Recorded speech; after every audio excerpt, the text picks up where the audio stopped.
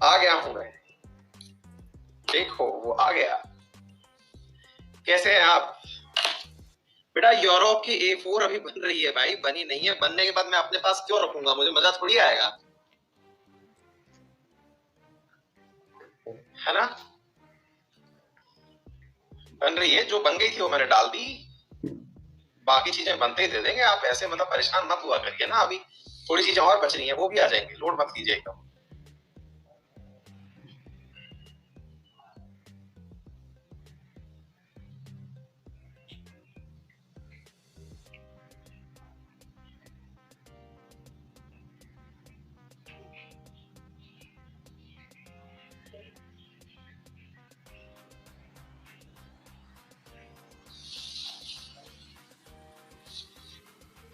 एक मिनट है ना, मैं अपना कंटेंट अपलोड कर देता हूँ, एक सेकंड रुकिए।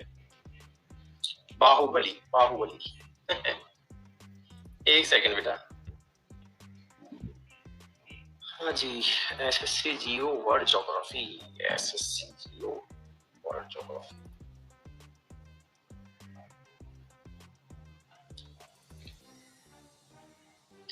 मेरे प्यारे प्यारे दोस्त इकट्ठे हो गए हैं पढ़ने के लिए, और मैं अपना ये कंटेंट भी अपलोड कर दिया हूँ। देखो भाई, बात ऐसी है, क्लाइमेट पढ़ते हो चुके हैं अपन को कुल मिलाकर के प्रॉपर वाले 4 दिन। आज चौथा सेशन है, आज खत्म करवा लो यार इसको, है ना? नहीं तो पता चला कि हम इसी में रिसर्च कर दिए और मतलब हम रह ही गए इसमें, है ना? इतना रिसर्च कर दिए गुरुजी, इतना खोद खोद के रिसर्च कर दी, समझ में नहीं आ रहा चाह क्या रहे, है ना? तो इसको खत्म करवा लो यार, ठीक है ना? तो आज थोड़ा तरीके से खत्म कर ले यार, क्योंकि बहुत दिन से पढ़ा रहे हैं इसको, मतलब पूरा घुस घुस के इसकी पूरी रिसर्च कर डाले हम, है ना? हाँ, तो आ जाओ भाई। तो मेरे प्यारे बच्चों, ऐसी बात है कि आज जो है हम पढ़ तो रहे हैं, और पढ़ने से पहले कुछ विद्यार्थी जो नए आए हैं उनको थोड़ा ज्ञान दे दें। नए नए विद्यार्थियों को नया नया ज्ञान ये है कि मेरे प्यारे बच्चों, आपके सामने मेरी क्लास जहां शुरू हुई है वहां पर 3 बिंदियां हैं, उनको जाकर के दबा देना, है ना? बिंदियां दबाते ही ये खुल पड़ेंगी और दिखाएंगे डाउनलोड नाउ। तो जब डाउनलोड नाउ को आप क्लिक करेंगे ना, तो यहाँ से ये 2 ऑप्शन देगा कि बताइए अंकित अवस्थी के जो है वो मतलब ऑटोग्राफ वाला चाहिए यानी विद एनोटेशन चाहिए या विदाउट एनोटेशन चाहिए। आपको जो पसंद हो वो डाउनलोड कर लेना। ये तो हो गया स्लाइड डाउनलोड करने का तरीका। क्या चीज डाउनलोड करने का हो गया? स्लाइड डाउनलोड करने का, ठीक है ना? फिर एक जो है आपको अपने वहां पर एक प्रोफाइल दिखाई देगी, है ना? प्रोफाइल दिखाई देगी अंकित अवस्थी सर की, है ना? तो वहां पर प्रोफाइल के नीचे जाकर के बटन लगा होता है फॉलो। फॉलो करने के बटन को क्लिक कर देना, जो भी आपके पास में नया कार्यक्रम होगा वो सारा की सारा पहुंच जाएगा, ठीक है ना बेटा? हाँ भाई, तीसरी बात ये है कि मैंने आप लोगों को कल कुल 6 वो कॉन्टिनेंट्स के वीडियो अपलोड कर दिए थे A4 साइज में। अपडेट सेक्शन में A4 साइज के अंदर मैंने नोट्स अपडेट कर दिए थे। तो 6 वाले सेक्शन के मिले या नहीं, उसके लिए थम्स अप कर दो एक बार। बाकी का हो जाएगा, चल रहा है बेटा, है ना? तो वो जो 6 सिस्टम वो मिल चुके हैं आप लोगों को, उनको डाउनलोड करके प्रिंट निकलवा लो बढ़िया तरीके से और उनको पढ़ना शुरू करो, है ना? तब तक मैं बाकी और यूरोप बचा हुआ है, सोलर सिस्टम बचा हुआ है, जो चीजें बची हुई हैं वो सारी मिल जाएंगी, है ना बेटा? चलिए सर, आप शुरू करें, आगे बढ़ते हैं सर। आओ जी, आगे बढ़ते हैं सर जी। हम पढ़ चुके हैं क्या क्या, वो तो हम ऑलरेडी बता चुके हैं। ये क्लाइमेट की बातें कर चुके हैं हम। आज जर्नलिस्टिक बातें कर लेते हैं। कल हमने खूब सारा ज्ञान ले लिया था। जो भी विद्यार्थी नए हैं, कृपया करके पुरानी क्लासेस को एक बार देख लें, तब जाकर के आपको ये जो लेक्चर है ये बीच में से समझ में आएगा। हाँ भाई, अदरक वाली चाय, ठीक है ना? तो ये चाय भी पी रहे हैं, ठीक है ना? प्रिंट नॉर्मल निकलवा लो बेटा, है ना? इसके बाद इंडिया का क्लाइमेट आएगा। ये तो वर्ल्ड का क्लाइमेट है, इसके बाद इंडिया का क्लाइमेट आएगा। इंडिया के क्लाइमेट के बाद फिर हम हिमालय की यात्रा पर, ठीक है? हाँ भाई, एक मिनट में पूछ लेता हूँ भाई, क्या सभी को मेरी आवाज सही से आ रही है? एक मिनट रुक जाइए, फोन करा लेता हूँ। क्या सभी को मेरी आवाज सही से आ रही है? नहीं तो रिफ्रेश करना पड़ेगा।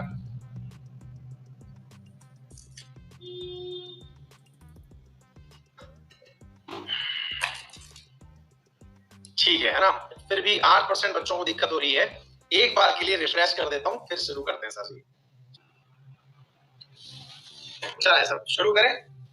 तो भैया बात ऐसी है कि दुनिया के जो प्रमुख मतलब वो क्षेत्र हैं, क्लाइमेट रीजन्स हैं, आज उनकी हम चर्चा करने जा रहे हैं आप सबके साथ में। तो दुनिया के प्रमुख जो क्षेत्र हैं उनको पढ़ने के लिए मेरे प्यारे साथियों, हाँ भाई देवीलाल जी, देवेश बेटा खुश रहिए, मस्त रहिए, बिंदास रहिए, है ना। अब पढ़िए। देखिए अब मेरा निवेदन है, आप में से बहुत सारे प्यारे प्यारे बच्चे अपना स्नेह जो है वो मुझ तक भेज रहे हैं, बहुत सारी बातें लिख करके भेज रहे हैं, तो उन सबसे निवेदन है मेरा कि आप कृपया करके अब कमेंट रोक दें, अपन अंत में बतियाएंगे, सिंसियरली पढ़ लीजिए, है ना। अंत में बतिया लेंगे, खूब सारी बातें करेंगे अपन, है ना। तो अभी सब लोग सिंसियरली पढ़े बेटा, है ना। एक तो मुझे खुद ही में हिलता हुलता सा लग रहा हूँ।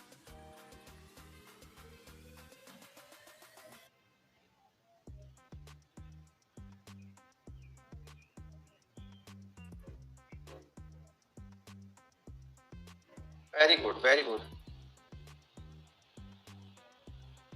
एक मिनट बेटा, शायद हम ही हिल रहे हैं क्या, मुझे चक्कर वक्कर तो नहीं आ रहे हैं, मेरी फोटो ऐसी लग रही है कि, एक सेकंड रुको।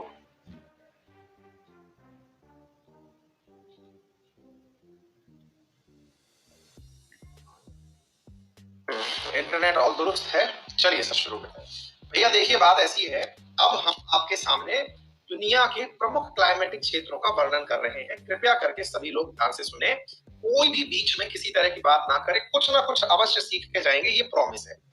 देखो बेटा क्या हुआ, हमने आप लोगों को क्लाइमेट का क्लासिफिकेशन पढ़ाना शुरू किया। देखो बेटा बात ऐसी है, जैसे कहते हैं ना हरि अनंत हरि कथा अनंता, ऐसे ही क्लाइमेट जो है ना वो ज्योग्राफी के अंदर जितने मुंह उतनी बातें। मतलब क्या है, ज्योग्राफी के लिए जो भी वैज्ञानिक उठे सबने अपनी अपनी तरफ से क्लाइमेट का क्लासिफिकेशन कर दिया, किसी ने अपने तरीके से क्लासिफिकेशन दिया, किसी ने अपने तरीके से क्लासिफिकेशन दिया। मैं आप लोगों को उनका नाम भी नहीं बताना चाहता, मैं आपको नहीं बताना चाहता कि कॉपिन नामक एक व्यक्ति था जिसने क्लासिफिकेशन दिया था। मैं इसलिए नहीं बताना चाहता क्योंकि बहुत सारे लोग हुए जो अपने अपने क्लासिफिकेशन देके चले गए, है ना। हमको वो नहीं जानना है, क्यों, क्योंकि फाउंडेशन में ये सब बातें जानना जरूरी नहीं है। हाँ अगर आप यूपीएससी की तैयारी कर रहे होते तो भी एनसीईआरटी लेवल तक ये जानना जरूरी नहीं था, ऑप्शनल अगर आपने लिया हुआ होता तो आप पढ़ते कि किसने क्या किया था, है ना। तो जो बेसिक बातें हैं जिसके आधार पर हम पूरी दुनिया को समझ सकते हैं, इन सब का जो कॉमन सार है हमको, क्योंकि इसमें रिसर्च नहीं करनी है, हम केवल फाउंडेशन बैच लेके चल रहे हैं, जो मैंने आपसे कहा था। फाउंडेशन का मतलब होता है सबकी बेसिक लेते हुए चलना, फिर भी मैं बेसिक से कई बार बहुत ऊपर तक गया हूँ, समझाते समझाते पहुंच गया हूँ, है ना।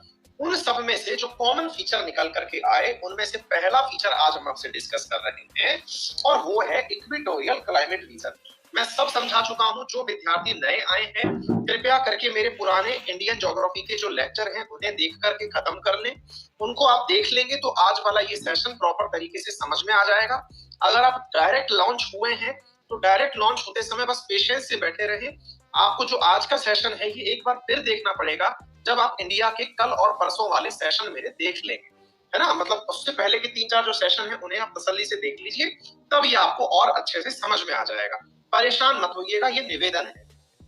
हाँ जी, इक्वेटोरियल क्लाइमेट रीजन जैसा शब्द से स्पष्ट है, क्या स्पष्ट है साहब जी, यहाँ पर है तो यहाँ पर क्लाइमेट का इक्वेटोरियल क्लाइमेट रीजन यानी इक्वेटर के आसपास का रीजन, ये तो हम ऑलरेडी पढ़ चुके हैं। देखिए क्या क्या बातें कहता है ये, it is found between 5 degree and 10 degree north and south of the equator. भाई ये तो सब जानते हैं, ये हम ऑलरेडी बता चुके हैं कि अगर धरती गोल है तो इसके बीच में से इक्वेटर निकल रही है, तो यहां से पकड़ लो आप इतना इतना, इस रेंज में इक्वेटोरियल क्लाइमेट पाया जाएगा।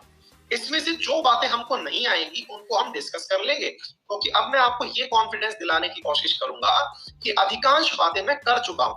हाँ भाई सभी लोग तैयार हैं, हम सब कर दो एक बार, है ना। हम लोग बस ये कॉन्फिडेंस लेने की बातें करेंगे कि हाँ सर हम ये सब जानते हैं। देखो बेटा कॉमन सेंस है, मैंने आपको पहले भी बताया था, यहाँ पर हैवी प्रेसिपिटेशन यानी कि यहाँ पर तीव्र बरसात होती है, तेज बारिश आती है। कितनी आती है, 150 सेंटीमीटर से प्रति वर्ष ऊपर ही आती है। हाँ भाई इतनी बारिश क्यों आती है ये मैं आपको पहले भी समझा चुका हूँ। इक्वेटर है, इक्वेटर पर पानी गर्म होता है, ऊपर उठता है, रोज शाम 4 बजे बारिश आती है। ठीक है सर, ये वाली कहानी हो गई, हम पढ़ चुके हैं। Due to great heat the morning are bright and sunny, evening receive conventional rainfall, जो हमेशा चला आ रहा है। कन्वेक्शनल, कन्वेक्शन मतलब सेम जगह से बादल उठे, बादल बने, कोई भी तूफान जैसी कोई चीज नहीं हुई, सीधी बारिश आ गई, ये वाली फीचर हम लोग पढ़ चुके हैं। हाँ भाई जैसे जैसे हम पढ़ते चले उसके ऊपर थम्स अप करते चलिएगा, जो जो चीजें याद आती चले उस पर थम्स अप करते चलिएगा, ठीक है ना। हाँ जी, तो ये हो गई। Thunder lightning often accompanies the torrential shower, मतलब इसका क्या मतलब हुआ कि मूसलाधार बारिश जब आती है तो कई बार बिजली भी कड़कती है। बिजली क्यों कड़कती है? तो बिजली कड़कने के पीछे बहुत सारे रीजन हैं, लेकिन प्रमुख रीजन में होता है बादलों का आयनित हो जाना। बादल आयनित क्यों होते होंगे? क्योंकि जब आपने इक्वेटर से कोई भी चीज ऊपर उठ करके गई है और उसका सूर्य के प्रकाश से अच्छा इंटरेक्शन है, एक कारण है, ये सारे कारण एक बार में नहीं हो जाते। एक कारण है कि हाँ, बिजली कड़कने के साथ बारिश आती है। The region is well known for natural rubber called hevea brasiliensis. हाँ भाई, कॉमन सेंस लगाने की आवश्यकता है कि रबड़ की पैदावार वहां होती है जहां पर तीव्र बरसात आती है। जब तेज बारिश आएगी वहां पर रबड़ पैदा होगा। अपने भारत में भी यही स्थिति है, तो स्वाभाविक सी बात है ना भाई, यहाँ पर वनस्पति के नाम पर रबड़ की पैदावार सबसे ज्यादा होती है। रबड़ जिस पौधे से निकलता है उसका नाम है हेविया ब्रासिलियेंसिस। ठीक है ना? अब रबड़ का मतलब कैसे निकलता है? जो पेड़ होता है ना बेटा, उस पेड़ के अंदर एक कट लगा देते हैं और उस कट में से वो पेड़ अपना दूध रिलीज करने लगता है, जिसे हम लेटेक्स कहते हैं। उस लेटेक्स को हम लोग एकत्रित कर लेते हैं और उस लेटेक्स को एकत्रित करके हम प्राकृतिक रबड़ बनाते हैं। इतनी बात समझ में आ गई? हाँ भाई, सभी थम्स अप करते चलना, चीजें आती चली जाती। अच्छा, अब एक विद्यार्थी कह रहे हैं कि सर इसकी पिक्चर दिखा दो। बिल्कुल दिखा देते हैं, एक मिनट थोड़ा सा और आखिरी लाइन खत्म कर दे। इसमें कौन कौन से क्षेत्र शामिल हैं? अमेजन बेसिन बता चुका हूं मैं, जायरे बेसिन अफ्रीका बता चुका हूं, specially in western part south east Asia, mainly island, 3 well defined region of this category. देखो भाई, ये प्रॉपर तरीके से कितनी ही बार मैं आपके सामने डिस्कस कर चुका हूं, मुझे नहीं लगता कि अब मुझे दोबारा बताने की आवश्यकता है। कांगो बेसिन, अमेजन बेसिन और यही वाला वो क्षेत्र है इंडोनेशिया वाला। ये रहा आपका मलेशिया वाला, आज सुबह करंट की क्लास में भी मैंने डिस्कस किया था। यहाँ से इक्वेटर गुजरती है, बहुत बढ़िया बारिश होती है, तो यहाँ पर आपके बहुत अच्छे से चीजें पैदा हो जाती है। ये बातें मैं आपके सामने कर चुका हूँ। सबको याद आ गया ना? सिंगापुर भी याद आ गया, बहुत बढ़िया। ठीक है, अब आपने कहा कि सर एक बार बस वो पौधा दिखा देता हूँ, 1 मिनट दिखा देता हूँ बेटा, है ना? जल्दी से हम लोग एक बार देख लेते हैं।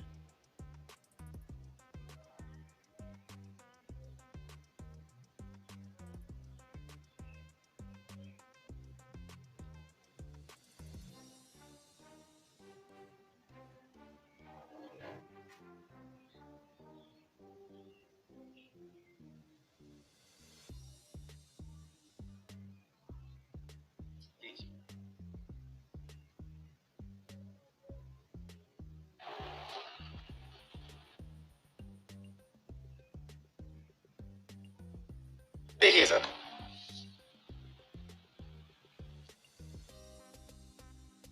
देखो बेटा, आपने नोटिस करना क्या है, देखो आपको दिख रहा है बिल्कुल कितने सारे पेड़ पौधे लगे हुए हैं यहाँ पर, है ना बेटा? अब देखो इस पेड़ के अंदर ये जो छाल है, दिखाई दे गया हो तो थम्स अप कर देना बेटा, है ना? हाँ भाई, सावन मान जाओ भाई, है ना? ये देखा आपने, ये वाला जो कवर है इसके ऊपर जो लगा हुआ है, इसके अंदर से हमने क्या किया, छाल को हटा दिया। छाल को हटा दिया, हटा करके यहाँ पर हल्का सा जब छाल हटाई तो पेड़ के अंदर से दूध निकल के आने लगा, है ना? आप देखो इस दूध को यहाँ एकत्रित किया जा रहा है, ये लेटेक्स है ना? अब देखो इधर की तरफ दूसरे पेड़ को भी देखो, उसमें भी आपको दूर से दिखाई दे जाएगा। देखिए इसमें भी बांध रखा है यही जुगाड़, इसमें भी बांध रखा है, देखो ये जुगाड़ यहाँ भी बांध रखा है, यहाँ भी बांध रखा है। देखो यहाँ दूर दूर तक देखो, इन सब पेड़ों के पास में दूध निकालने का जुगाड़ बैठा रखा है। दिखाई देगा भैया? कोई दिक्कत तो नहीं है ना? हाँ भाई, प्रीति कुमारी कह रही है दिख नहीं रहा। हाँ भाई, एक बार के लिए मैं छोटा सा यहाँ पर वो कर ले रहा हूँ, बताइए, पोल कर रहा हूँ, क्या आपको सब कुछ दिखाई दे रहा है?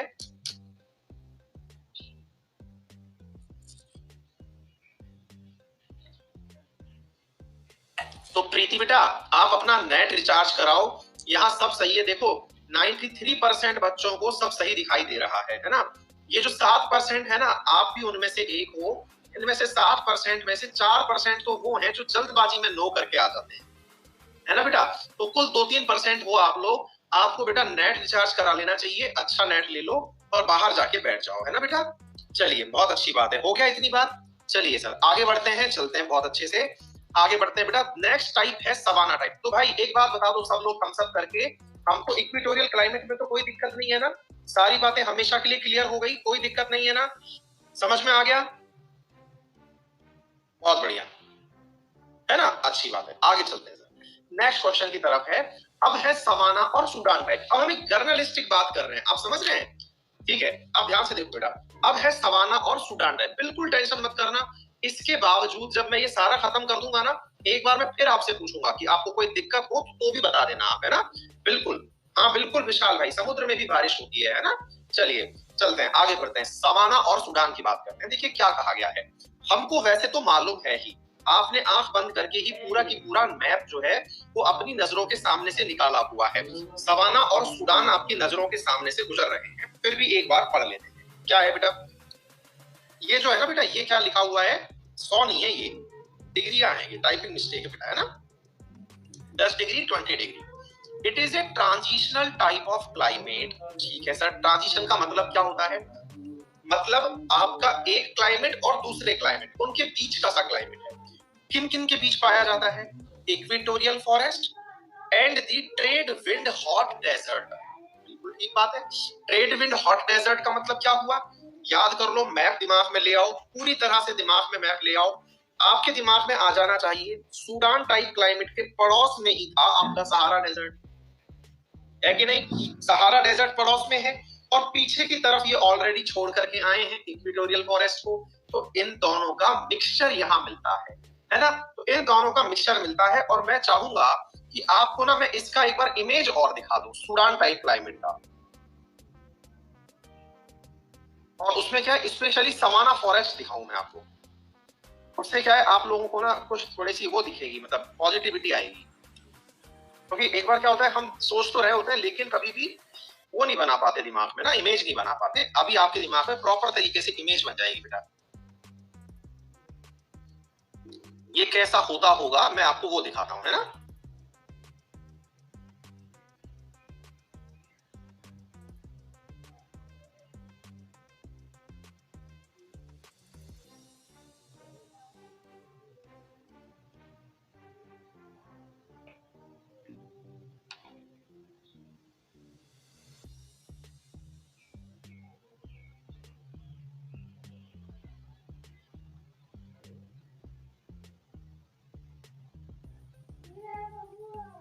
हाँ बेटा, एक मिनट मैं रिफ्रेश करूंगा, एक सेकंड रुकिए आप, है ना?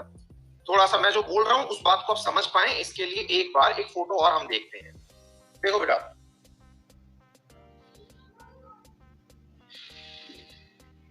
देखो इस फोटो को थोड़ा ध्यान से देखो, आपको लग नहीं रहा कि मतलब ये कंफ्यूज ही है कि क्या बनना है ना?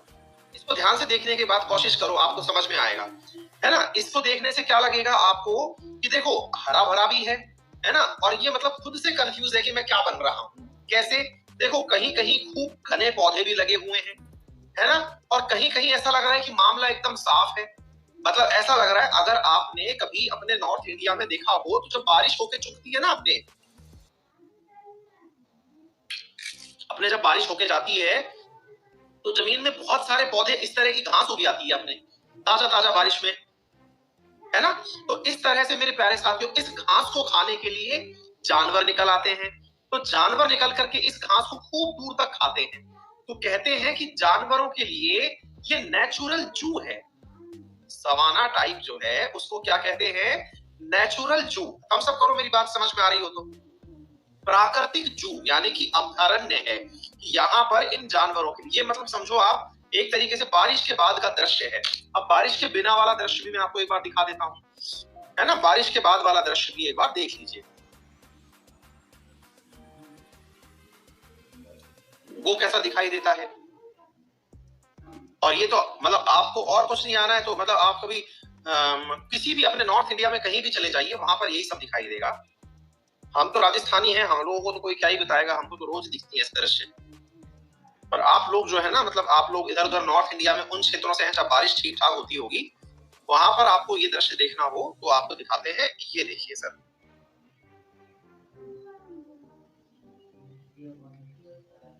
हमारे बारिश में तो यही नजारे होते हैं। और देखो बारिश चली जाती है ना, सामान्य दिनों में ऐसे नजारे होते हैं। अभी कुछ दिखाई दिया? हाँ बेटा, प्रिंस अपन झुंझुनू में राजस्थान में ही है ना, प्रिंस झुंझुनू तो सूखा दिखाई दे गया। आपको मालूम होना चाहिए बेटा, है ना, इस सूखे को भी जो जानवर होते हैं ना वो खाते हैं, है ना बेटा। तो सूखा जो है उसको भी जानवर प्रॉपर तरीके से खाया करते हैं, है ना।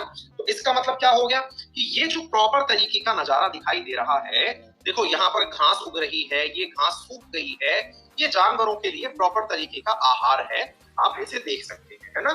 It is confined within the tropics and it is best developed in Sudan, where the dry and wet season are most distinct. अपनी तरह जो आपने अभी बात समझ ली है। The climate is characterized by an alternate hot, rainy and cool dry season. मतलब सर्दी और गर्मी यहाँ पर प्रॉपर तरीके से अल्टरनेटिवली आती है, जैसे अपने यहाँ भी आती है। The prevailing wind of the region are trade wind. Obvious सी बात है, हमको ऑलरेडी पता है। ट्रेड विंड कौन सी वाली विंड है, जल्दी से मुझे आप सभी लोग बता दीजिए।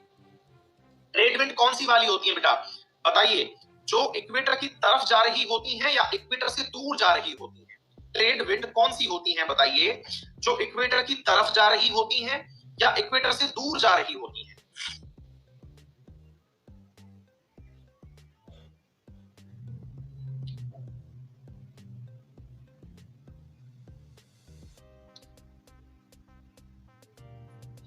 नहीं, लटक गए ना। कई लोग जो नए हैं उन्होंने तो तुक्के मारे, जो पुराने हैं वो रिवाइज करके नहीं आए। ढक्कनो इधर देखो, ये क्या है? ये हमको पढ़ना ही नहीं है सर, आप 10 बार पढ़ा लो, हम नहीं पढ़ेंगे सर, है भाई।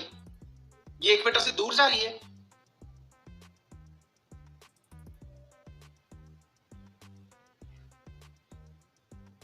बोलो भाई। इक्वेटर की तरफ आ रही है, ठीक है ना। कहां तक है ये? 30 डिग्री साउथ तक। तो ट्रेड विंड का प्रभाव पड़ेगा कि नहीं पड़ेगा इस पे? बिल्कुल पड़ेगा। तो ये ट्रेड विंड वाली साइड पर है, ठीक है ना। थोड़ा बहुत यार खुद से भी थोड़ा सोच लिया करो यार, इतना पढ़ा रखा है उसके बाद भी ऐसे करोगे तो जो नए बच्चे आए उनको क्या लगेगा कि यार इसका मतलब ये लोग पढ़ते लिखते हैं नहीं, सब तो इतनी मेहनत करते हैं। प्रिवेलिंग विंड रीजन तो ट्रेड विंड बता दिया मैंने आपको, ये बता दिया। Which bring rain to the coastal districts, obvious सी बात है कोस्ट पर ट्रेड विंड के कारण बारिश आएगी। देखो जरा ध्यान से, इस फोटो को ध्यान से देखते हैं, चलिए ये देखो, यहाँ पर जो असल में इक्वेटर के आसपास के क्षेत्रों में जहाँ बारिश आ रही है, इन क्षेत्रों में यहाँ बारिश आ क्यों रही है? क्योंकि ट्रेड विंड जा रही है इस तरफ। याद कर लो, इसको इस तरफ जाना है तो ये लेफ्ट वाली साइड हो गई ना इसके लिए। आप एक बात बताओ, कोरियोलिस बल के प्रभाव से जो भी चीजें जाएंगी वो कहां जाएंगी? यों लौट करके जाएंगी ना बेटा। कोरियोलिस बल क्या कहता है? इक्वेटर से अगर नॉर्थ में आप हो तो आपको सीधे हाथ की तरफ चलना है। किधर की तरफ चलना है? राइट हैंड की तरफ। अगर कोई इधर से यूं आ रहा था तो इसका सीधा हाथ तो इसको इधर ही मोड़ेगा बेटा, मोड़ दिया। ऐसे ही कोई इधर से इक्वेटर की तरफ आ रहा था, इसका इसको उल्टा हाथ किधर मोड़ेगा? इधर मोड़ेगा, है कि नहीं? तो अच्छा, तो ये जो ट्रेड विंड है ये किधर से किधर चल रही है? इधर की तरफ चल गई, इधर की तरफ चल गई, ठीक है बेटा। तो अब देखो, कॉमन सेंस लगाओ, ये जो समुद्र है इधर की तरफ ट्रेड विंड चल रही थी, ये हवाएं यूं जा रही थी, लेकिन असल में ये थोड़ा लेफ्ट मुड़ गई। जब लेफ्ट मुड़ गई तो ये इस वाले किनारे पर जाके बारिश कर दी, तो यहाँ पर बारिश हो गई, सिंपल सी बात है। अच्छा बोले सर इस वाले पर बारिश क्यों हुई? मैंने कहा देखो बेटा, इधर बारिश तो होने का कारण पता चल ही दिया। अच्छा, और ये वाले क्षेत्र में इधर की तरफ भी लौट के हवा आ रही थी, तो इनका ये वाला जो क्षेत्र है, ईस्टर्न वाला पोर्शन है, इनकी तरफ कई बार बारिश आ जाती है, ठीक है ना।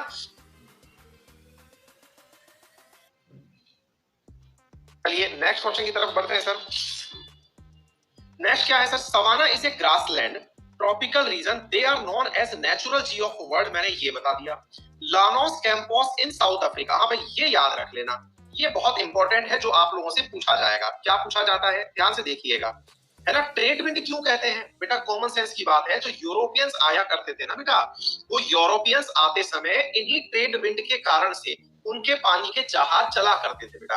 अदरवाइज क्या होता था, इन पानी के जहाज, ये सारी जगह के जो नाम है ना, आप नए आए हो इसलिए शायद आपको नहीं पता है मेरे प्यारे बच्चे, मैंने पहले भी बताया हुआ है कि ये सारी स्थितियों के जो नाम हैं ये अंग्रेजों के हिसाब से रखे गए थे। जैसे कुछ स्थितियों को डोल ड्रम कहा गया था, याद होगा मैंने आपको क्लास में पढ़ाया था, मैंने कहा था डोल ड्रम सिचुएशन बनना। तो डोल ड्रम इसको क्यों कहा गया? क्योंकि यहाँ पर उनको अपने बोट को आगे बढ़ाने का तरीका नहीं मिलता था, नाचने लगता था। इसको हॉर्स क्यों कहा? हाई प्रेशर होता था, इस चक्कर में अपने घोड़े गिरा दिया करते थे। पुराने लेक्चर है, देख लेना बेटा ये सारे, है ना। और फिर यहाँ से यहाँ जाना है तो बढ़िया तरीके से इनका जहाज चलने लग जाता था, मतलब इनकी जो नाव थी जिस पर सेल बंधी होती थी वो प्रॉपर तरीके से चलने लग जाती थी। इस कारण से मेरे प्यारे बच्चों इसको क्या कह दिया गया, इसको क्या कह दिया गया, ट्रेड विंड कह दिया गया, क्योंकि व्यापार के अंदर इसका प्रमुख योगदान हो गया। ठीक है ना, तो ये चीज निकल करके आपके सामने आ गई।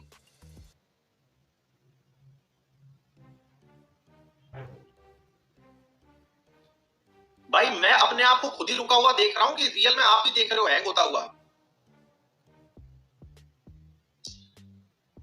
रिफ्रेश करूं, एक मिनट रुको।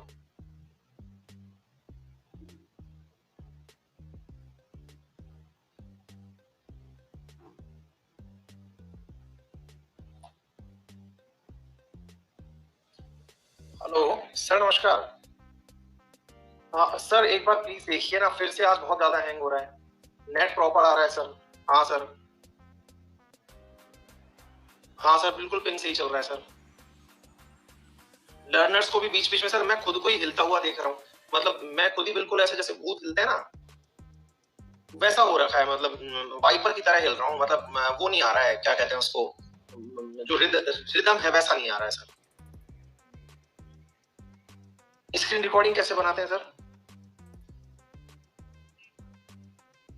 अच्छा ठीक है सर, वो क्या एक्चुअली बीच बीच में होता है, फिर मैं क्या पढ़ाने का मेरा रिदम टूट जाता है, मैं क्लास में बैठा हूँ इस समय।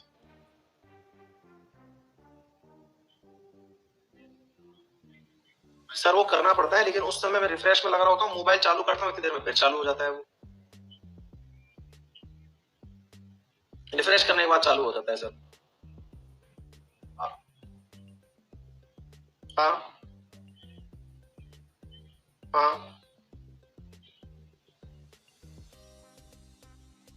हाँ हाँ हाँ हाँ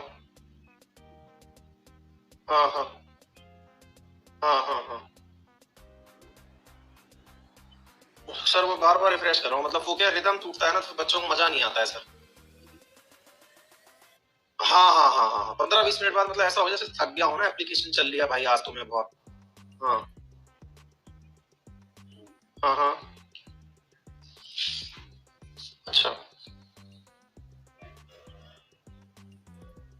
ठीक है सर, ठीक है सर।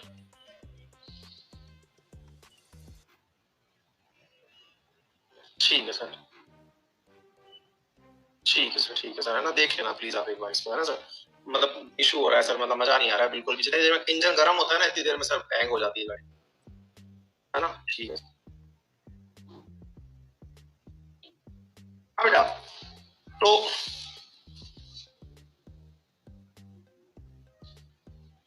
बेटा अब देखो, अब फिर हो गया हैंग, इनसे फोन करके रखा ही है, इतनी देर में फिर हैंग हो गया।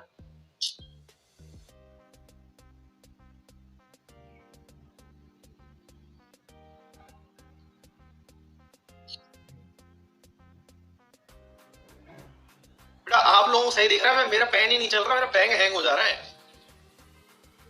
जो आपके साथ दिक्कत होती है ना, वो मेरे साथ हो रही है इस समय, और वो खुद बोल रहे हैं ऐसा। कल साहिल सर की क्लास में भी हुआ है रात को 9 बजे, तो वो उनका क्लास भी उन्होंने देखा है, हम दोनों की क्लास में हो रहा है। हाँ भाई ध्यान से सुनिए, कोई बात नहीं। हाँ बीच बीच में ऐसा होता है कि भाई होली शाम है ना, थक गए बोले चलते चलते। हाँ बेटा, तो इसमें क्या है, अब देखो अपन को क्या क्या याद रखना है, कोई बात नहीं, अपन तो समझदार बच्चे हैं ना, कुछ ना कुछ तो सेटिंग कर ही लेंगे। देखो क्या है बेटा यहाँ पर, Linus and compose in South America, Kano and Salisbury in Africa, Northern and Central part of Australia are important region of this category। अब ये याद करना है आपको, है ना, कौन कौन से सवाना सूडान टाइप के एग्जाम्पल बेटा। साउथ अमेरिका में तो याद करना है लानोस और कैंपोस, अब आपको ये याद करना पड़ेगा, इसका कोई तोड़ नहीं है बेटा, है ना। हाँ अनन्या बिल्कुल सही कह रही हो, इन क्लासेस में स्टूडेंट्स काफी ज्यादा होते हैं, इसलिए ये बीच में हैंग होता है। लानोस और कैंपोस अफ्रीका में है बेटा, कानो एंड सैलिसबरी, है ना, कानो एंड सैलिसबरी, ये नाम याद कर लेना बच्चों, आपको ये याद करने, पेपर में सवाल यहीं से आता है ना। अच्छा तीसरा है ऑस्ट्रेलिया का उत्तरी और मध्य भाग इस श्रेणी का महत्वपूर्ण क्षेत्र है। तो कौन कौन सा याद करेंगे हम, लानोस और कैंपोस, ध्यान से याद कर लेना बेटा, है ना, लानोस और कैंपोस। तो देखो यहाँ पर प्रॉपर तरीके से ये दिखा भी रखा है आप लोगों को, एक बार देख लो आप सभी लोग जल्दी से। देखो बेटा ये रहा लानोस और कैंपोस, है ना बेटा, याद कर लोगे ना। हम सब करो, सब याद कर लोगे। लानोस और कैंपोस, ये हो गया बेटा। कानो और सैलिसबरी। अब कल को आपसे सवाल कैसे पूछा जाएगा?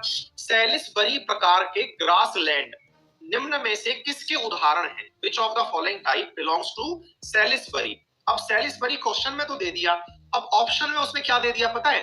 Temperate grassland. दूसरी तरफ आपको ऑप्शन में दे दिया सूडान टाइप ग्रासलैंड। यानी ग्रासलैंड के अंदर डिफरेंट टाइप उसने ओरिजिनेट कर दिए। तो आपको ना वो कंफ्यूज करेगा। अभी तो क्या लग रहा है, अरे सर क्वेश्चन ही क्या बनेगा इसके ऊपर, लेकिन जब पेपर आएगा ना आप बुरी तरह कंफ्यूज हो जाओगे, है ना। तो ग्रासलैंड का अभी एक टाइप और पढ़ाऊंगा जो कि आप लोगों ने पढ़ा हुआ होता है, जो अक्सर आप पढ़ के बड़े हुए हो, जिसको देख के आपको लगता है कि ग्रासलैंड ही एक ही होता है। वही प्रेरीज, पंपास, पुस्टास, ये सब पढ़े हुए ना आपने, वो तो आने ही है, लेकिन ये वाली चीजें आपको याद रखनी होगी बेटा, है ना। तो लानोस, कैंपोस, कानो, सैलिसबरी, है ना। और यहाँ पर इसका कोई नाम दे नहीं रखा है ना। तो आप इसको याद कर लेना बेटा। डन। चलिए, तो आपसे कानो और ये लेनो जब पूछा जाए तो कंफ्यूज नहीं होना, याद कर लेना है ना। आ जाओ बेटा, आगे बढ़े। फिर है हॉट डेजर्ट और mid latitude desert climate. Journalistic चल रही है सारी बातें। ये कहां पर है बेटा? 20 डिग्री से लेके 30 डिग्री तक। ये तो हमने बात पहले भी कर रखी है। अच्छा, इनके अंदर क्या होता है? यहाँ पर क्या होता है? गर्म रेगिस्तान की शुष्कता मुख्य रूप से ऑफशोर व्यापारिक पवनों के प्रभाव के कारण होती है। आप में से कुछ विद्यार्थी मुझसे पूछ रहे थे, क्यों पूछ रहे, क्या पूछ रहे थे? सर ऐसा क्यों होता है कि सामान्यतया जो भी आपके ये पाए गए हैं, क्या पाए गए हैं, क्या बोलते हैं वो, डेजर्ट, ये डेजर्ट वेस्ट साइड पर ही ज्यादा क्यों पाए जाते हैं? सर ये वेस्ट साइड पर ही किसी कॉन्टिनेंट के क्यों पाए जाते हैं? ठीक है ना शिवाजी? यार अपन को ना आदत ज्यादा बच्चों की है, अपन भगवान के आशीर्वाद से जो है अंकित परिवार काफी समृद्ध परिवार होता जा रहा है। रोजाना अपन लोग 15-15, 14-14 हजार लाइव होने की कैपेसिटी रखते हैं, तो क्यों ना अपन यहाँ पर भी ऐसी कैपेसिटी डेवलप करें, है ना बेटा। चलो, तो अब ध्यान से सुनो। तो ये सवाल बना और आपके मन में बहुत बार सवाल बना है, ये क्या सवाल बना है? बोले सर वेस्ट साइड पे ही क्यों होता है। आइए इसके बारे में थोड़ी चर्चा कर लेते हैं। देखो बेटा, आप लोगों ने एक चीज सीखी थी, क्या सीखी थी? देखो, जब भी पानी बने एक कॉमन सेंस लगाते हैं, चलो है ना, अपन एक बार समझदारी से बात समझने का प्रयास करते हैं। क्या करते हैं बेटा? जो ट्रेड विंड्स होती है ना, ट्रेड विंड्स, वो ट्रेड विंड्स हम लोगों ने डिस्कस करी थी। क्या डिस्कस करी थी? देखो पहले तो मैं ये बता देता हूँ, सहारा डेजर्ट है यहाँ पर, है ना बेटा। सहारा डेजर्ट यहाँ हो गया, आटाकामा आसपास, इस क्षेत्र के आसपास हो गया। ये वाले जो है इसके आसपास यहाँ हो गए, अमेरिका वाले मोजे वगैरह जो हो गए, है ना। और यहाँ पर जो है वो ऑस्ट्रेलिया के डेजर्ट हो गए, ठीक है ना बेटा। हाँ, तपन कुमार बेटा, कोल्ड डेजर्ट का मतलब होता है जो टेम्परेट रीजन में पाए जाते हो ना, जहां पर ठंडक ज्यादा होती हो। देखिए डेजर्ट का क्या मतलब होता है, पहले तो ये समझो बेटा। डेजर्ट का मतलब होता है जहां साल भर में बारिश 25 सेंटीमीटर से कम होती है। अब कई बच्चे ये पूछेंगे कि सर ये 25 सेंटीमीटर का मतलब क्या होता है? बेटा क्या होता है, मान लो कि आपने अपने घर के बाहर, है ना, अपने घर के बाहर वो रख दिया, कोई बर्तन रख दिया, है ना, कोई भी एक बीकर रख दो, जैसे है ना अपन जो क्लास के प्रैक्टिकल करते थे ना अपन, तो ऐसा कोई बीकर अपन ने रख दिया बेटा, है ना। अब इस बीकर में अपन ने क्या किया, खुले में रख दिया इसको, और बारिश आ रही है, तो अपन एक ऐसी जगह चुनते हैं बेटा जहां पर क्या होगा, बारिश की बूंदे डायरेक्ट इस बीकर में गिरे, ना तो वहां पर कोई भवन बना हो, ना वहां कोई पेड़ पौधा हो, सीधी पानी की बूंदे इस बीकर में आके गिर रही हो। जैसे मान लो मैंने मेरा ये कप है ना बेटा, ये रख दिया, लेकिन देखो इस कप की डिजाइन कैसी हो रखी है, थोड़ी सी मतलब कर्वेचर ली हुई है ना बेटा। लेकिन अगर मैं एकदम ऐसा ऐसा फ्लास्क रख दूं, ठीक है बेटा, हम सब करो, मेरी बात समझ में आ रही है बेटा? हाँ, तो अब मान लो मैंने ये चीज रख दी बेटा, अब क्या हुआ, इसमें बूंदे गिरना शुरू हुई, इसमें बूंदे गिरना शुरू हुई, बूंदे गिरना शुरू हुई तो बूंदों से पानी का तल ऊपर चढ़ना शुरू हुआ। तो बीकर पे पैमाने लगे हुए हैं, कितनी ऊंचाई तक चला, देखो बीकर पे तो पैमाने मिलीलीटर के लगे हुए हैं, है ना। तो आप उसको सेंटीमीटर में, आप उसको क्या है ऊंचाई में नाप लेते हैं।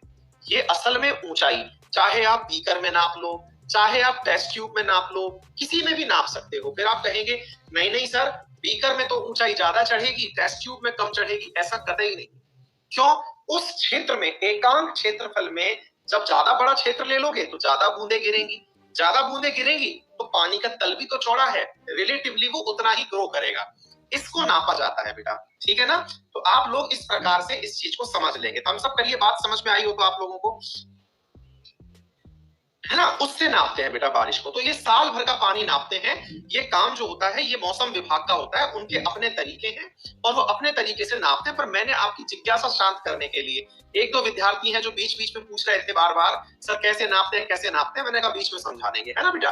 अच्छा, अब सवाल बनी, सर एक बात बताओ, इंडिया में बारिश कैसे आती है? मैंने कहा बारिश कैसे आती है? टप टप टप टप टप पानी बरस जाता है। बोले नहीं नहीं सर, हम ऐसा जानना चाह रहे हैं कि इंडिया में जो बारिश आती है वो वेस्टर्न घाट पे क्यों आती है, ईस्टर्न घाट पे क्यों नहीं आती है, मानसून के कारण। तो मैंने कहा बेटा ऐसा होता है कि ये जो क्षेत्र है ना, ये यदि कोरियोलिस बल के कारण पे यहाँ पर निम्न दाब का क्षेत्र बना हो, एक बार के लिए समझा दे रहा हूँ, बाद में इसके डिटेल में चलेंगे, लेकिन इन जनरल में आपको बात बता रहा हूँ। और वो क्या है बेटा, यहाँ पर क्या होता है कि ये वाला मान लो कि निम्न दाब का क्षेत्र है, तो उच्च दाब के क्षेत्र से निम्न दाब के क्षेत्र की तरफ हवाएं चलती हैं।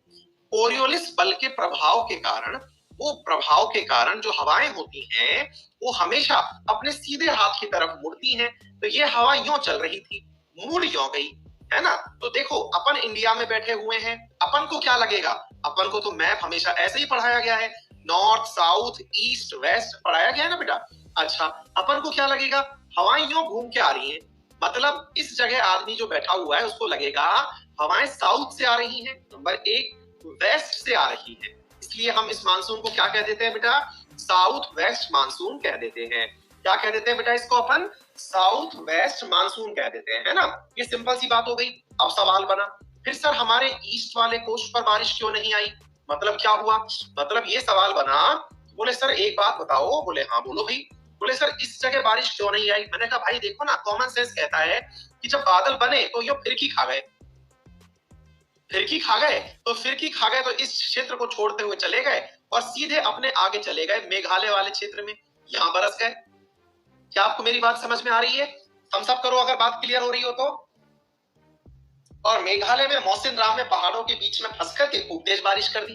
बोले अच्छा, पर बोले सर हमारा तो सवाल ये था। हमने कहा बताओ भाई क्या था। सर जो जो डेजर्ट बनते हैं ना वो कैसे बनते हैं। मैंने कहा लो भाई अब आपको डेजर्ट भी सिखा देते हैं। बोले सर एक बात बताओ, हमको तो ये सीखना था कि जो डेजर्ट ये वाला है।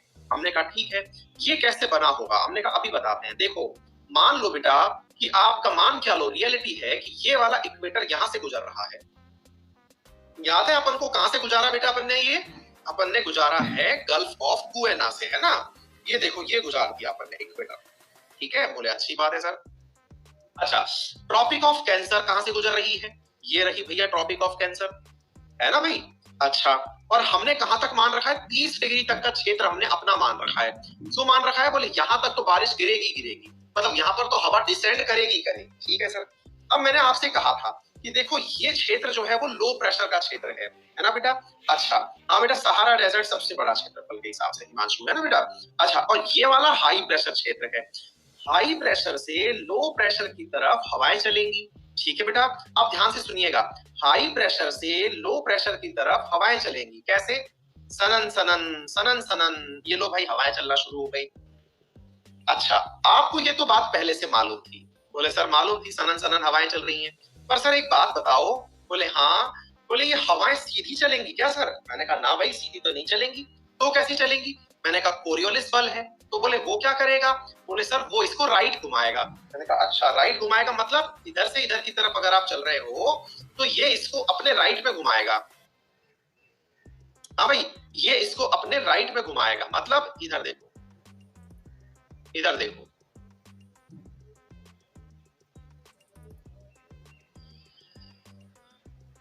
बोलो भाई, मुद्दा समझ में आ रहा है।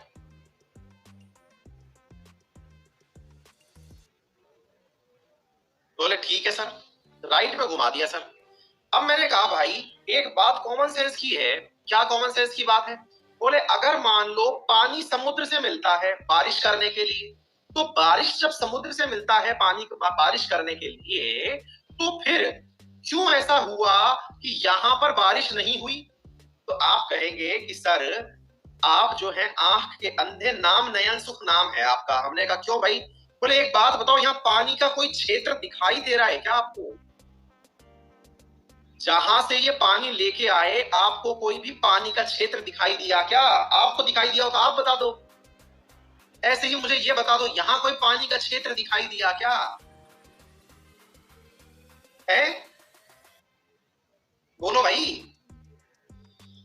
ये जहां जहां से गुजर रहे हैं, ये लो सर, ट्रॉपिक ऑफ कैप्रिकॉर्न भी गुजार दी मैंने, ये जहां से गुजर रहे हैं इनको कोई भी ऐसा स्रोत दिखाई दिया क्या जिसका ये पानी की भाप बनाए और लेके निकल पड़े, है कि नहीं?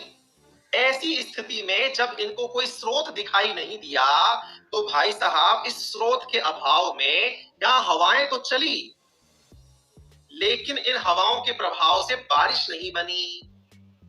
अब एक विद्यार्थी कह रहा है सर है तो सही, भूमध्य सागर है और लाल सागर है, तो मेरे प्रभु भूमध्य सागर जो है आपका वो 30 डिग्री से ऊपर निकल गया, वहां की हवाएं उल्टी हो चुकी हैं, वो हवाएं यूं जा रही हैं, वहां पर वेस्टर्ली का प्रभाव है प्रभु,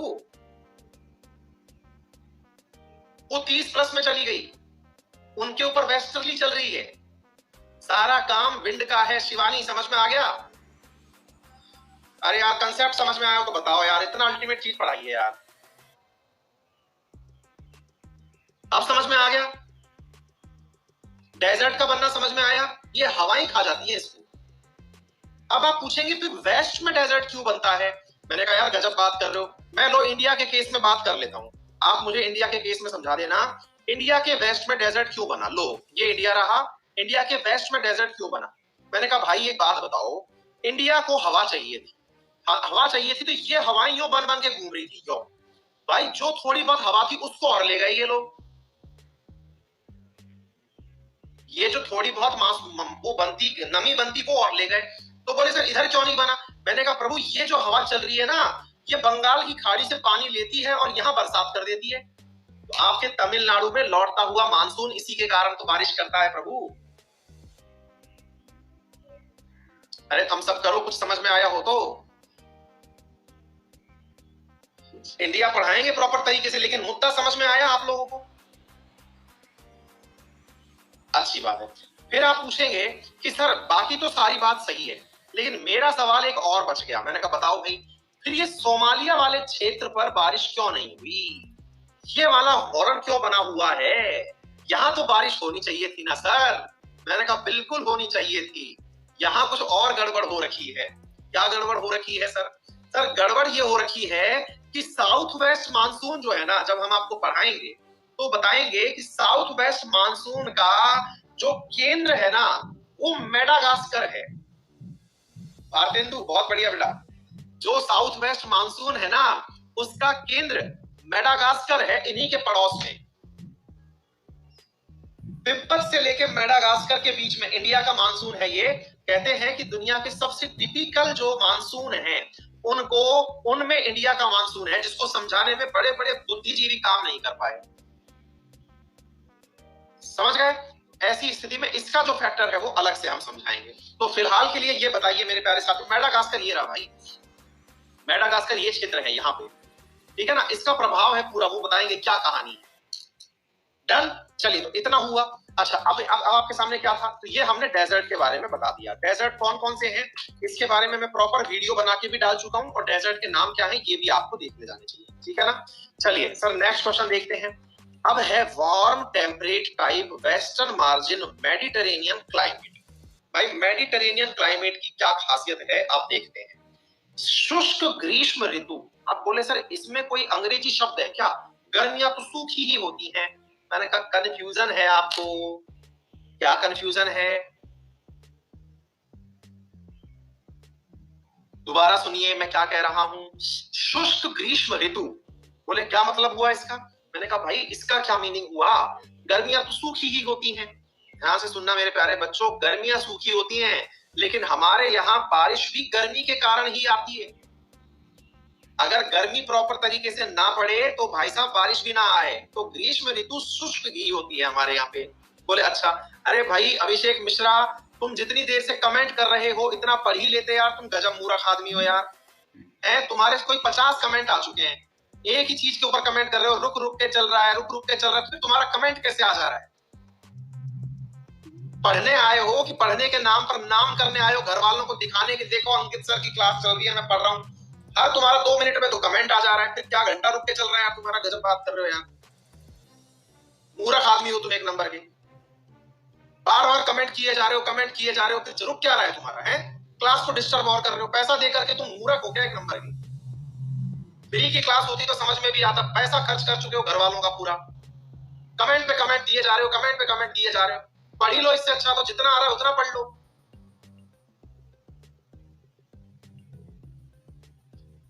पागल आदमी। पता है ना, तुम्हारे सामने कॉल किया है सिस्टम को कि भाई दिक्कत हो रही है, और बच्चे भी तो पढ़ रहे हैं इस समय। औरों को पढ़ना नहीं है क्या? औरों को नहीं दिक्कत हो रही है क्या? सबको हो रही है, मुझको भी हो रही है दिक्कत। तुम्हारा अब नहीं कर रहे हो कमेंट एक भी, है ना? अब रुक गए। पागल लड़का। हाँ भाई सुनो ध्यान से, तो मैं क्या कह रहा हूँ, शुष्क ग्रीष्म ऋतु होती है। अच्छा अब देखो, अपने यहाँ पर गर्मी होती है, गर्मी के कारण ही बारिश होती है। देखिए कहते हैं जब भारत में बहुत अच्छी गर्मी पड़ती है ना बेटा, जब बहुत अच्छी गर्मी पड़ती है भारत में, तभी जाकर के बारिश आती है। अच्छी बात है। लेकिन जब अच्छी गर्मी नहीं पड़ती तो बारिश नहीं आती, ये मैं आपको वो बता रहा हूँ। लेकिन सर्दियों में बारिश केवल वेस्टर्न डिस्टरबेंस की वजह से आती है मेरे प्यारे बच्चों। सेम यहाँ पर भी यही है। यहाँ पर ग्रीष्म ऋतु में बारिश नहीं होती, हमारे यहाँ गर्मियों के कारण ही बारिश होती है। यहाँ पर ग्रीष्म ऋतु में बारिश नहीं होती, बल्कि यहाँ पर बारिश होती है सर्दियों में। ये खास बात है मेडिटेरेनियन टाइप क्लाइमेट की। ये कहां से कहां पाया जाता है? 30 डिग्री से 40 डिग्री के बीच में पाया जाता है। इसकी खास बात ये है कि यहाँ पर सर्दियों में बारिश होती है। ठीक है बेटा। It includes the climate of much of land near the Mediterranean sea, क्योंकि भूमध्य सागर के नजदीक वाला जो क्षेत्र है ना, केवल उस क्षेत्र पर भूमध्य सागर के कारण बारिश होती है। ठीक है बेटा। Outside Mediterranean one can find this climate only in rather small areas. ये केवल दुनिया में भूमध्य सागर के आसपास वाले क्षेत्र में ही पाया जाता है, और यहाँ पर 30 से 40 डिग्री के बीच में। ये एक इसकी विशिष्टता है, आप इसको केवल इतना ही याद कर लें। इसके पीछे जो प्रमुख आधार बताया जाता है वो वेस्टर्लीज को बताया जाता है कि वेस्टर्लीज के कारण ऐसा होता है। ठीक है ना। इसके बारे में ज्यादा रिसर्च अभी नहीं करवाएंगे आपको, नहीं तो फिर मैं घुस जाऊंगा, फिर निकल नहीं पाऊंगा। ठीक है ना। तो ये आपके सामने मैंने सारी बातें बता दी, एक बार आप इनको पढ़ लेना। सबसे इंपॉर्टेंट चीज बेटा पता है क्या है? यहाँ पर, यहाँ सर्दियों में बारिश आती है जिस कारण से यहाँ पर सिट्रस जो फल होते हैं ना, जैसे अपने नींबू, संतरा, है ना, और मौसमी, जिनमें रस होता है, अंगूर, ये फसलें यहाँ बहुत पैदा होती हैं। इस कारण से साथियों यहाँ पर इन चीजों के रसदार फसलों के पैदा होने के कारण अब ये लोग क्या करते हैं, रसदार चीजें पैदा हो गई, सर्दियों में पैदा हो गई, मतलब फसलें पैदा हो गई, उन रसों से बेटा बनाते हैं वाइन या शराब बनाते हैं। इसलिए कहते हैं कि मेडिटेरेनियन वाला जो क्षेत्र है, जो कि असल में यूरोप है, वो यूरोप वाला जो क्षेत्र है मेरे प्यारे बच्चों, वो अपने लीकर इंडस्ट्री के लिए पूरी दुनिया के अंदर पहचाना जाता है। क्यों? क्योंकि ये क्लाइमेट जो है वो सिट्रस फ्रूट पैदा करता है, सिट्रस फ्रूट से जूस बनता है, फ्रूट जूस से वाइन बनती है, और ये अपने लिकर के लिए पहचाने जाते हैं। वाइन जो बनती है ना, आप लोग को इसी प्रकार से पढ़ते हैं। ठीक है ना बेटा। तो ये रहा आपका पूरा मेडिटेरेनियन क्षेत्र। इसी क्षेत्र को वाइन की, अब अपन क्या करते हैं, अंग्रेजी मूवी हो या हिंदी मूवी हो, अपन सोचते हैं कि भाई इनके यहाँ पर अंग्रेजों का फैशन है, वाइन को दबा करके पीना जो है वो इनका फैशन है, और हम लोग भैया इनकी नकल करते करते और यहाँ पर डले पड़े रहते हैं कि भाई साहब जो अंग्रेज लोग होते हैं वो वाइन पीते हैं। अरे भाई वो उनके यहाँ पैदा होता है, आपके यहाँ छाछ राबड़ी होती है, पियो ना बड़े तर्ज में लेकर के, बढ़िया सा कटोरा लो और उठाओ, उनके सामने पी के दिखाओ कि भाई हमारे यहाँ थोड़ा बड़ा मामला है। पर हम नहीं करते, हमें शर्म आती है। उनके यहाँ पर उन्होंने उसी चीज का फैशन बना लिया। पूरा दुनिया अब वाइन का कप पकड़ना, ग्लास पकड़ना अपना फैशन समझती है। अरे भाई उन्होंने अपने क्षेत्र की इतनी पब्लिसिटी कर दी कि अब चाहे कोई गर्मी में भी पड़ रहा है ना, तो वो कहेगा वाइन पीनी है साहब, अपन को स्टेटस सिंबल है वाइन पीना है। इससे अच्छा तो भाई तो अपना छाछ राबड़ी पी, बढ़िया सिंबल है अपने यहाँ पे, बड़ा कटोरा लेके पी, बोले तू तेरा ग्लास में पी रहा है, हम थोड़ा छलिया में पी रहे, ले पियेंगे आजा। ये चीज है भाई साहब, आपको अपनाना चाहिए अपनी चीजों को। ठीक है ना। चलिए आगे बढ़ते हैं साहब। ये चीज आगे बढ़ती है सर। अब है टेम्परेट ग्रासलैंड, जिसको आप कहते हैं स्टेपी टाइप का क्लाइमेट। ये कहां पाया जाता है बेटा? ये देखिए, आपको मैंने इसी के बारे में कहा था, वो क्षेत्र जो कि 40 डिग्री से लेकर के 50 डिग्री के बीच में पाए जाते हैं, नॉर्थ में और साउथ में पाए जाते हैं बेटा, है ना। तो यहाँ पर क्या होता है बच्चों, यहाँ पर केवल 13 डिग्री सेंटीमीटर से लेकर 30 सेंटीमीटर तक बारिश होती है। ठीक है ना। अब यही जो चीज है वो आपको याद करनी है। कौन कौन सी? स्टेपी, जो आप याद करके बड़े हुए हैं। पुस्टाज, हंगरी, हंगरी के अंदर पुस्टाज, जिसको आप अनाज का कटोरा कहते हैं दुनिया का, वो पुस्टाज प्रकार की यहाँ पर टेम्परेट यानी समशीतोष्ण प्रकार की घास पाई जाती है। प्रेरीज अमेरिका वाले, पंपास साउथ अमेरिका वाले, वेल्स साउथ अफ्रीका वाले, डाउन्स आपके ऑस्ट्रेलिया वाले, और मेरे प्यारे साथियों कैंटाबरी। भैया एक सवाल इसमें से पक्का आता है, याद कर लेना बेटा। जो भी चीजें मैं पढ़ा रहा हूं इनमें से सवाल आ रहा है। हाँ भाई, पुराने विद्यार्थी एक बार थम्स अप करें। मैंने आपसे कहा था एक एक का क्लाइमेट पढ़ाऊंगा, बोलो तैयार हुआ कि नहीं हुआ? बोला था ना मैंने आपसे, एक एक कॉन्टिनेंट का क्लाइमेट एक साथ पढ़ाऊंगा, और हो गया, देख लो अब आप। तो आप विश्वास रखिए, जो मैंने प्रॉमिस किया है, मैं हल्का आदमी नहीं हूं बेटा, खुद पेपर निकाल के बैठा हुआ हूं, सबका सिस्टम पता है कहां पे क्या निकालना होता है, ठीक है ना? कॉन्फिडेंस रखो बस, ठीक है ना? अब देखो बेटा, यहाँ पर क्या है, प्रेरीज, पंपास, स्टेप्स, इन सबको याद कर लेना बेटा, है ना? एक एक क्रम में याद करना है आपको, एक एक चीज याद रखनी है। बस ध्यान क्या रखना है, ये कौन सा है? टेम्परेट रीजन है। टेम्परेट रीजन कहां से कहां होता है?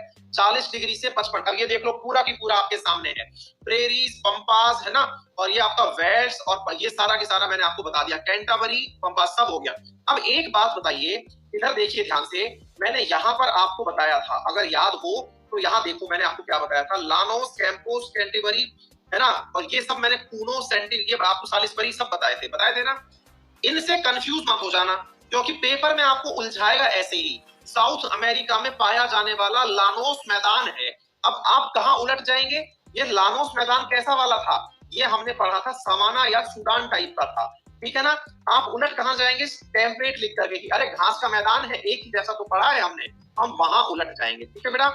चलिए भैया, बहुत बहुत धन्यवाद आप सभी साथियों का। माफी चाहूंगा, मेरी दूसरी क्लास का टाइम हो गया, लॉग इन करते करते मेरा टाइम में 2-4 मिनट ऊपर निकल जाएगा, ठीक है भाई? चलिए, थैंक यू सो मच, फिर कल मतलब मिलते हैं आप लोगों से। Take care, bye bye.